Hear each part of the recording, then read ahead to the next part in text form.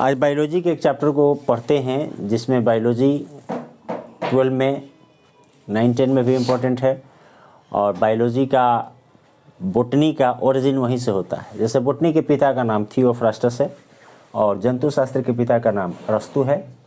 तो थियोफ्रास्टस और अरस्तु दोनों बायोलॉजी के फादर हो गए। बायोलॉजी के दो हिस्से हैं, बोटनी और जूलॉजी। तो बोटनी के पिता थियोफ्रास्टस, जूलॉजी के पिता अरस्तु, क्योंकि अरस्तु ने पहले कोल्ड ब्लडेड और हॉट ब्लडेड एनिमल में बांटा था।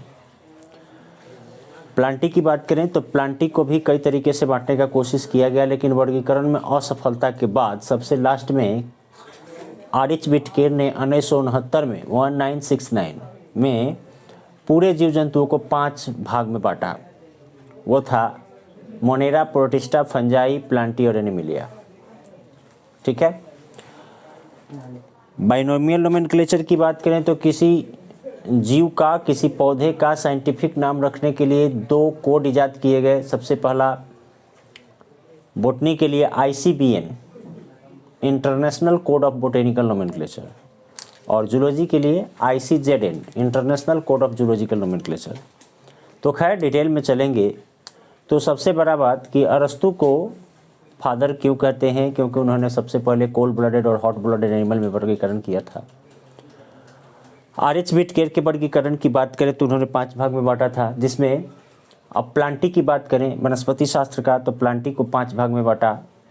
शैवाल, ब्रायोफाइटा, टेरिडोफाइटा, जिम्नोस्पर्म और एंजियोस्पर्म। एंजियोस्पर्म के प्लांट्स को 2 भाग में बांटा। कौन कौन है भाई? मोनोकोटिलेडन और डाइकोटिलेडन। तो मोनोकोटिलेडन किसे कहते हैं? जिसके बीज एक दल के बने हों। मोनोकोटिलेडन का मतलब ऐसा पौधा जिसका बीज में एक ही दल हो, और डाइकोटिलेडन मतलब ऐसा पौधा जिसके बीज में 2 दल हो। 2 दल जैसे हो गया चना हो गया, अरहर हो गया, मसूर हो गया, ये इत्यादि, ये सभी डाइकोटिलेडन प्लांट्स हैं। लेकिन मकई की बात करें, आप धान का बात करें, गेहूं का बात करें, तो ये सभी मोनोकोटिलेडन प्लांट्स हैं। तो डाइकोटिलेडन और मोनोकोटिलेडन के ऊपर क्यों ध्यान देना है? क्योंकि हम लोगों को 10+2 तक एग्जामिनेशन हो या ऐसे भी तैयारी के लिए एंजियोस्पर्म्स के प्लांट्स को ही पढ़ने हैं। तो एंजियोस्पर्म, आँख के सामने जितने पौधे दिखाई देते हैं 90 से 95% पौधे एंजियोस्पर्म के हैं, चाहे वो घास के पौधे हो या बड़े पौधे हो। बाकी जंगली पौधे होते हैं जिम्नोस्पर्म के, या सजावटी पौधे होते हैं जिम्नोस्पर्म के। ब्रायोफिटिक प्लांट भी सजावटी होते हैं। तो शैवाल तो नदी, नाले, तालाब में मिला करते हैं।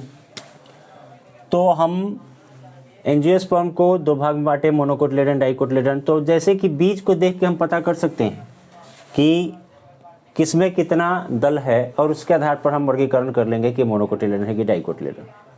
लेकिन अगर बीज नहीं मिला तो क्या करेंगे? तब पत्ती को देखेंगे। अगर पत्ती में भेन और भेनलेट का वेनेशन समानांतर या प्रति समानांतर हो, जैसे बीच वाला भेन होता है, केला का पत्ता देखे हैं, और ये भेनलेट होता है, तो ऐसे को कहते हैं मोनोकोटिलेडन प्लांट्स। अगर भेन और भेनलेट का सजावट जालिकावत हो, भेन से भेनलेट निकला हो और भी भेनलेट निकले हो और एक जाल बनाता हो, तो ये होता है डाइकोटिलेडन लीफ का पहचान। तो जिस पौधे में ऐसा पत्ती हो वो डाइकोटिलेडन होता है, जिसमें ऐसा पत्ती हो मोनोकोटिलेडन होता है। अगर लीफ भी न मिलता हो तो उसके जड़ से उसकी पहचान कर सकते हैं। जड़ से कैसे पहचान करेंगे? मोनोकोटिलेडन होता है, उसमें फाइब्रस रूट होता है, मतलब उसकी जड़ें ज़्यादा गहराई तक नहीं जाती, ऊपर ही रहती, और नोड और इंटरनोड से जड़ें निकल के मिट्टी में धंस जाती है और पौधे को सपोर्ट करती है कि पौधा खड़ा रहे।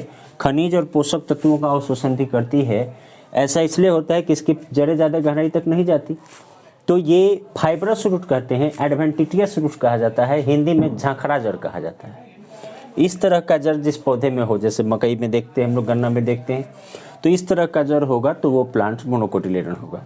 लेकिन अगर टैपरूट सिस्टम हो, मतलब मूसला जड़, एक जड़ काफ़ी गहराई तक जाए, इससे सेकेंडरी रूट निकले, सेकेंडरी रूट से 2 डिग्री लिख सकते हैं, टर्शियरी रूट निकले, इसके बाद अगर इससे रूट निकलता है तो इसको कहते हैं अदर ब्रांचेज। तो इस तरह का रूट हो उसे टैप रूट सिस्टम कहते हैं, मूसला जड़ कहते हैं। तो यह जड़ जिस पौधे में होता है उसे डाइकोटिलेडन प्लांट्स कहते हैं। लेकिन कभी कभी क्या होता है कि ये वैरी करने लगता है, जड़ कुछ और होता है, पत्ता कुछ और होता है। तो ये जो पेड़ पौधे का बाहरी संरचना का अध्ययन हम लोग करते हैं वो बॉटनी के मॉर्फोलॉजी के अंतर्गत आता है, लेकिन जो आंतरिक संरचना का अध्ययन करते हैं उसे एनाटॉमी कहते हैं। तो इंटरनल स्ट्रक्चर कभी फेल नहीं करता, बाह्य संरचना में थोड़ी सी गलती हो सकती है। जैसे अब बरगद के पेड़ की बात करें तो बरगद का पेड़ फाइब्रस रूट होता है, आराम से हल्के से हवा से उलट जाता है, सारी जड़ें ऊपर ही रहा करती हैं, और उससे जो जड़ें लटकती हैं रस्सी की तरह की, जिसको पकड़ के बच्चे झूलते हैं, तो उसे प्रोप रूट कहते हैं, प्रोप रूट। तो वो भी मिट्टी में धंस जाता है अगर ना तोड़ा जाए तो, और पौधे को सपोर्ट करता है, वो उसी ओर निकला करता है ज़्यादा जिस ओर पौधे का वजन ज़्यादा हो। तो उसमें जड़ आपका फाइब्रस रूट है, और पत्ती देखते हैं तो इस तरह का होता है, डाइकोटिलेडन की तरह। तो पत्ती देखेंगे तो सोचेंगे कि पौधा डाइकोटिलेडन है, जड़ देखेंगे तो सोचेंगे कि पौधा मोनोकोटिलेडन है। तो इस कन्फ्यूजन को कैसे दूर किया जाए? इसको दूर करने के लिए एनाटॉमी का अध्ययन करते हैं, इंटरनल स्ट्रक्चर का अध्ययन करते हैं। उसमें क्या देखते हैं कि जिस पौधे के तने के अनुप्रस्थ काट में, ट्रांसवर्स सेक्शन में भेन और भेनलेट का जाल न हो, भेन और भेनलेट बिखरे पड़े हों, तो उसे हम मोनोकोटिलेडन कहते हैं। जैसे गन्ने को काटते हैं, मकई को काटते हैं, तो काटने के बाद उसके ऊपर वाले हिस्से को देखते हैं तो उसमें कोई सजावट नहीं होता, ये जाइलम फ्लोएम बिखरे होते हैं, तो मोनोकोटिलेडन की पहचान है। लेकिन अगर डाइकोटिलेडन प्लांट होगा तो उसमें जाइलम और फ्लोएम का वार्षिक घेरा होगा, जिसे माइक्रोस्कोप से देखने पर लगता है कि मोटे मोटे रस्सी की तरह दिखाई देता है। ये साल में एक घेरा बनता है, अगर गिना जाए तो अगर 10 घेरे हैं तो ये पेड़ 10 साल पुराना है। इससे पेड़ की आयु की भी जानकारी हो जाती है। वार्षिक घेरा बोलते हैं इसको, वलय बोलते हैं। खैर, तो ये कभी फेल नहीं करता, ये जो बताएगा वो सही बताएगा। तो बरगद के पेड़ में भी इस तरह की संरचना होती है, इसे सॉरिल कहते हैं, पके हुए हिस्से को सॉरिल। तो ये जो होगा उसे डाइकोटिलेडन प्लांट कहते हैं, और जिसमें इस तरह की संरचना ना हो वो मोनोकोटिलेडन प्लांट होता है।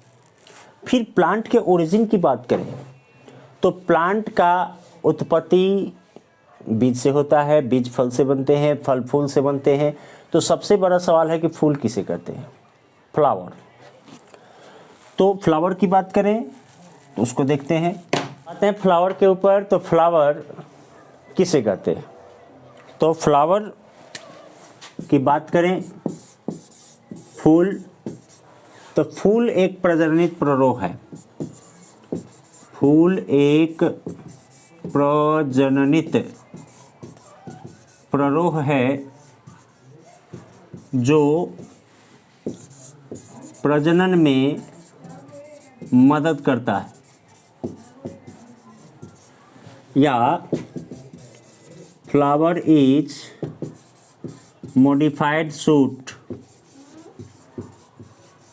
which help in reproduction।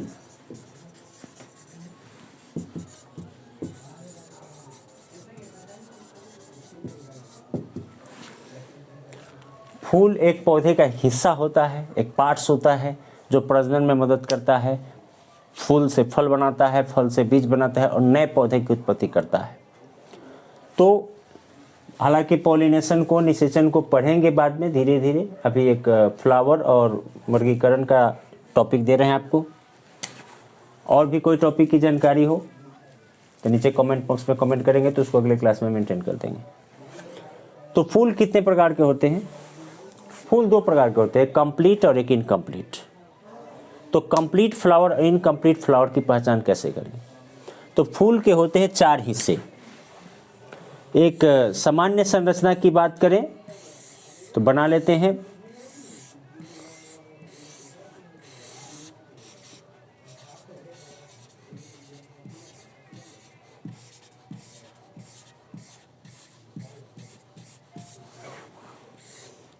फूल के नीचे डंटी होता है जिसे पेडिसिल कहते हैं। पेडिसिल के बाद यहाँ पे पतले पतले निकले होते हैं हरे हरे, जिसे ब्रैक्ट कहते हैं। जिस फूल में ब्रैक्ट हो उसे ब्रैक्टेड फ्लावर कहते हैं। ये पेडिसिल है, डंटी है। अब फूल के 4 हिस्से में से सबसे नीचे वाला हिस्सा हरा होता है। जैसे टमाटर खरीदते हैं तो कभी कभी टमाटर में भी लगा होता है हरा हरा, बैगन में भी लगा होता है। तो इस हरे वाले हिस्से को कहते हैं कैलिक्स। ये हेल्पिंग पार्ट्स है फूल का। ये लाल वाली जो पंखुड़ी होती है अड़हुल के फूल में, तो ये होता है करोला। और ये जो गुच्छे में होता है पीला पीला किनारे पे, इसे कहते हैं एंड्रोसियम। ये फूल का मेल पार्ट्स होता है, मेल पार्ट्स। और ये होता है गाइनेसियम, ये होता है फीमेल पार्ट्स। लेकिन प्रत्येक फूल में 4 हिस्से नहीं होते। किसी फूल में 4 होते, किसी में 3। अगर किसी फ्लावर में मेल होगा तो फीमेल नहीं होगा, फीमेल होगा तो मेल नहीं होगा। अक्सर इस तरह का फूल जिसमें एक ही हिस्सा हो कुकुरबिटेसी फैमिली के प्लांट में देखने को मिलता है। जैसे घिउरा हो गया, लौका हो गया, आपका तरबूज हो गया, ककड़ी हो गया, खीरा हो गया। इन सब पौधों में जो लतर के चलते हैं उसमें एक फूल मेल होता है, दूसरा फीमेल होता है। तो चारों चक्र तो उसमें है नहीं। जिस फूल में चारों चक्र हो उसे कंप्लीट फ्लावर कहते हैं, और जिसमें चारों चक्र नहीं हो इनकम्प्लीट फ्लावर कहते हैं। तो कंप्लीट फ्लावर के 4 हिस्से, तो इसको अगर देखा जाए तो कैलिक्स साधारणतः हरा होता है। ये थैलस की रक्षा करता है, फूल की रक्षा करता है। कैलिक्स में से एक को, जैसे कि हम टमाटर की बात करें तो इसमें ऐसे हरा हरा लगा होता है, ये कैलिक्स होता है। तो ये कैलिक्स का एक हिस्सा एगो सेपल कहा जाता है, सेपल। लेकिन अगर फूल में सेपल अलग अलग हो तो उसे कैसे, सेपल अलग अलग हो तो उसे पॉलीसेप्लस कहते हैं, पॉलीसेप्लस। अगर सेपल एक साथ हो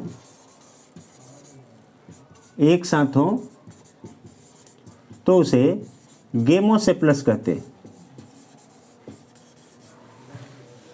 इसी तरह पेटल की बात करें, लाल पंखुड़ी को, तो इसमें का एक हिस्सा, एक पंखुड़ी पेटल कहा जाता है।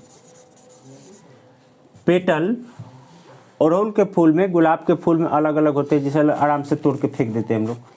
तो पेटल अगर अलग अलग हैं, अलग अलग होंगे, पेटल अलग अलग हों तो पॉलीपेटलस कहते हैं, पॉलीपेटलस। अगर पेटल साथ में लगे हों, जैसे धतूरा के फूल में देखे होंगे आप, तो गेमोपेटलस कहते हैं। धतूरा के फूल में देखिएगा उजला वाला पेटल होता है, सब एक दूसरे से सटा होता है, बेल शेप्ड होता है, तो वो गेमोपेटलस है। अगर पेटल अलग अलग हो तो पॉलीपेटलस होगा। ये जितने भी करोला के पेटल होते हैं वो रंगीन, चटकीले, भड़कीले रंग के होते हैं ताकि कीट को अट्रैक्ट करें और निषेचन की क्रिया को संपन्न कराएं। चूँकि अधिकांश पुष्पों में कीट द्वारा ही परागण होता है, इंसेक्ट पॉलिनेशन होने के लिए ऐसा होता है। तो इसके बाद आता है, इन दोनों को तोड़ दिया जाए, हटा देते हैं अगर हम लोग, तो गेंदा के फूल में कभी पीला वाला तोड़ के फेंकते हैं तो नीचे उजला छोटा सा गोली की तरह होता है, नीचे सबसे नीचे, उसे थैलस कहते हैं। तो यहाँ पे थैलस होगा, थैलस के पास ही फल बनता है। तो अगर किसी फूल का थैलस क्षतिग्रस्त हो जाए तो फल नहीं बनेगा। तो थैलस के सुरक्षा के लिए ये सारे पार्ट्स होते हैं। लेकिन जैसे ही अब इसके ऊपर बढ़ते हैं तो ये एंड्रोसियम है, फूल का मेल पार्ट्स है। इसमें से एक को कहते हैं स्टामेन। इसको बड़ा बना दें तो ये स्टामेन है। तो स्टामेन के 3 हिस्से होते हैं, ये फिलामेंट है, ये कनेक्टिंग है, और ये एंथर है। एंथर के भीतर 2 या 4 चेंबर होते हैं जिसमें करोड़ों के संख्या में पॉलन ग्रेन भरे होते हैं, और यही पॉलन ग्रेन निषेचन करने के लिए तत्पर रहते हैं। अब जैसे ही एंथर पक के फटेगा, पॉलन ग्रेन निकलेगा और निषेचन को पूरा करेगा। निषेचन की क्रिया इतनी आसान नहीं होती है, जिसके बारे में आगे जानकारी दी जाएगी। गलती से ये स्टिग्मा है, स्टिग्मा का अब ये सारे पार्ट्स हटा देंगे तो फूल का फीमेल पार्ट्स बचेगा। ऐसे ऊपर कार्पेल है जिसकी संख्या 5 है, स्टिग्मा, ये होता है स्टाइल और नीचे होता है ओवेरी। ओवेरी, यहाँ ओवेरी में एक प्लासेंटा होता है जिससे फल भित्ति बनता है। ओवरी से भी फल भित्ति बनता है। प्लासेंटा पर होता है ओव्यूल। ओव्यूल से फल का बीज बनता है। अब जैसे ही पोलन ग्रेन पकेगा और स्टिग्मा के पास पहुंचेगा तो इस स्टाइल के सहायता से नीचे आएगा, और जैसे ही निषेचन की क्रिया पूरी हो जाएगी फूल के सारे पार्ट्स गिरने लगते हैं। लेकिन कैलिक्स कभी कभी फल बनने तक के बाद तक लगा रहता है। तो फल तो बन जाता है, लेकिन यहाँ ओवरी से फल बनता है, लेकिन कभी कभी किसी किसी फूल में सारे पार्ट्स गिर जाते हैं और फल बनते ही नहीं। तो ऐसे स्थिति में थैलस ही फूल के फल बना देता है, फूल जाता है, फल बना देता है। तो वैसा फूल जिसके सारे पार्ट्स गिर जाएं, उसमें निषेचन हो ही नहीं और वो उसका थैलस ही फूल के फल बना दे, तो उसमें मेल और फीमेल का कोई योगदान नहीं रहा। तो वैसे फल को फॉल्स फ्रूट कहते हैं, झूठा फल। जैसे सेब हो गया, नाशपाती हो गया, काजू हो गया, उसमें मेल और फीमेल ऑर्गन्स या पार्ट्स का कोई योगदान नहीं होता, ऐसे ही फल बन जाता है। थैलस फूल के फल बना देता है, तो झूठा फल है। लेकिन अगर दोनों के संयुग्मन से, निषेचन से अगर फल बनता है तो उसे ट्रू फ्रूट्स कहते हैं। मैक्सिमम ट्रू फ्रूट्स है सेब, नाशपाती, काजू इत्यादि, अंजीर इत्यादि, ये सब जो है फॉल्स फ्रूट है। तो यहाँ पर निषेचन होता है और सारे पार्ट्स गिर जाते हैं और फल का निर्माण हो जाता है। अब देखते हैं कि फूल में निषेचन होता कैसे। तो जैसे अगर मेल फ्लावर और फीमेल फ्लावर दोनों अगर एक ही पौधे पर हैं और फीमेल पार्ट्स मेल पार्ट्स के पास चला जाए तो निषेचन की क्रिया हो जाएगी। लेकिन इसके लिए दोनों को मैच्योर होना ज़रूरी है, दोनों का परिपक्व होना ज़रूरी है। तो ऐसे स्थिति में जैसे ही पहुँचेगा और निषेचन हो जाएगा तो उसे निषेचन, कौन सा निषेचन कहेंगे, कौन सा परागण कहेंगे। तो फूल में निषेचन होगा परागण के द्वारा। परागण कैसे, कितने प्रकार के होते हैं? 2 प्रकार के, एक स्वपरागण, एक परपरागण। अगर एक ही फूल के मेल पार्ट्स उसी फूल के फीमेल पार्ट्स के पास या उसी पौधे के दूसरे फूल के फीमेल पार्ट्स के पास अपने आप स्वतः चला जाए तो स्वपरागण कहा जाता है।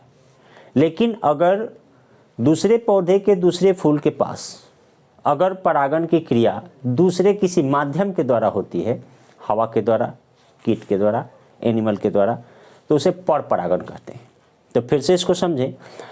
अगर किसी फूल का परागकण पकने के बाद अपने ही जाति के, अपने ही पौधे के किसी दूसरे फूल या अपने ही फूल को निषेचित करता है तो स्वपरागण। लेकिन अगर फूल का परागकण किसी दूसरे फूल को किसी माध्यम के द्वारा परागण करता है तो उसे परपरागण कहते हैं। तो परपरागण जितने भी फूल में होता है वो हवा के द्वारा, कीट के द्वारा, चींटी के द्वारा, अब सबका अलग अलग नाम है। मार्मिकोफिली चींटी के द्वारा परागण हो तो, घोंघा के द्वारा परागण हो जाए तो मैलेकोफिली, चमगादड़ के द्वारा हो क्रिप्टेरोफिली। तो इस तरीके से अलग अलग नाम है। लेकिन एक कहानी और होती है जो बहुत इम्पोर्टेंट टॉपिक है कि अगर किसी फूल का स्टिग्मा, जैसे उसी फूल को बना देते हैं जो बड़ा है, जिसके सारे पार्ट्स अलग अलग आप देख सकते हैं, अगर इस फूल का स्टिग्मा मैच्योर है, हो सकता है बगीचे में कई तरह के फूल हो, तो दूसरे फूल का परागकण, अब कहिएगा परागकण के बारे में डिटेल बताइए, तो जो भी क्वेश्चन होगा कमेंट बॉक्स में देंगे, अगले क्लास में क्लियर कर देंगे। परागकण हर फूल का अलग अलग होता है, उसका आकार अलग अलग होता है, उसका स्मेल अलग होता है। 25 से 50 माइक्रोमीटर व्यास का होता है परागकण। किसी किसी फूल का परागकण एलर्जी भी उत्पन्न करता है, जैसे दूब घास का परागकण। दूब में छोटे छोटे फूल होते हैं, जैसे कि दूब घास जैसे ही ऐसा देखे होंगे आप दरवाजे पे, इस तरीके से निकले होते हैं और इसमें कई सारे छोटे छोटे लटके होते हैं। ये मेल पार्ट्स होते हैं या फीमेल पार्ट्स होते हैं, ये परागकण है। बच्चे दूब घास पे खेलते हैं, लेकिन जैसे ही परागकण उनके नाक के द्वारा, श्वसन के द्वारा अंदर जाएगा तो फेफड़े को संक्रमित करता है, कैंसर का कारक है, दमा और अस्थमा उत्पन्न करता है। दूब घास पर खेलने में मजा आता है, लेकिन ये परागकण बहुत हैजार्डस है, नुकसानदायक है। इस तरीके से अन्य प्रजाति के भी परागकण हैं जो मानव स्वास्थ्य के लिए बहुत हानिकारक है। लेकिन दूसरी तरफ देखा जाए तो कुछ परागकण लाभदायक भी हैं। कैसे लाभदायक हैं कि परागकण को जैसे ही मैंने बनाया तो इसका बाहरी कोएटिंग को केमिकली प्रोसेस से हटा दिया जाता है, कठोर भाग को। ये स्पोरोपोलोनिन प्रोटीन से बने होते हैं, स्पोरोपोलोनिन प्रोटीन। अब जैसे ही इसके आवरण को हटाएंगे तो इसका हैजार्डस कोण खत्म हो जाएगा। अब इसको पीस के पेस्ट बना देंगे, कैप्सूल बना देंगे और बाजार में बी पॉलन के नाम से बेचा जाता है, जिसे धावक खिलाड़ी या रेस कोर्स में दौड़ने वाले घोड़े खाते हैं। खाने के बाद 10 घंटा 12 घंटे तक ताकत की कमी नहीं होती, निरंतर काम कर सकते हैं, दौड़ सकते हैं। एनर्जी के लिए इसका उपयोग किया जाता है। लेकिन परागकण से नुकसान भी है, कई तरह की बीमारी होते हैं। आँख में पड़ जाए परागकण नुकसानदायक तो वो आँख को लाल कर देगा। अक्सर फूल वाले मौसम में ऐसा होता है, आँख आना, दम फूलना, सर्दी खांसी जुकाम होना, एलर्जी होना, वो परागकण के कारण ही होता है। लेकिन ये इतने छोटे होते हैं जो खुले आँख से दिखाई नहीं देते और धूल कण से भी छोटे होते हैं और सीधे कहीं ना कहीं से उड़ते हुए आँख में, नाक में, कान में, गले में चले जाते हैं और एलर्जी उत्पन्न करते हैं। खैर, तो अगर किसी दूसरे प्रजाति का परागकण, एक ही बगीचे में कई तरह के फूल है, मान लिया जाए कि ये एक फूल है, ये दूसरे प्रजाति का परागकण है, इसका स्टिग्मा तैयार है, मैच्योर है, अब ये निषेचन कर सकता है। अब दूसरे प्रजाति का परागकण इसके ऊपर आ जाए तो क्या होगा? इसमें एक विशेष प्रकार का प्रोटीन होता है जिसके सहायता से ये पहचान लेता है कि ये मेरे प्रजाति का परागकण नहीं है और उसे इस स्टाइल के सहायता से नीचे जाने की अनुमति नहीं देता। और जब अपनी जाति का परागकण मिलता है तो उसे आराम से नीचे जाने दे, एक्सेप्ट करता है। किसके सहायता से? प्रोटीन के सहायता से एक्सेप्ट करता है या उसे हटाता है। तो इस क्रिया को कहते हैं पराग स्थिरीकेसर संकर्षण। पराग स्थिरीकेसर, पॉलन स्टिग्मा इंटरेक्शन। जैसे ही दूसरे प्रजाति का परागकण आया, ये विशेष प्रकार के रसायन से पहचान लेता है कि मेरे प्रजाति का परागकण नहीं है और इसे निषेचन के लिए अनुमति नहीं देता है। इसे पराग स्थिरीकेसर संकर्षण कहते हैं। अब इसके आगे टॉपिक को अगली क्लास में पढ़ाया जाएगा।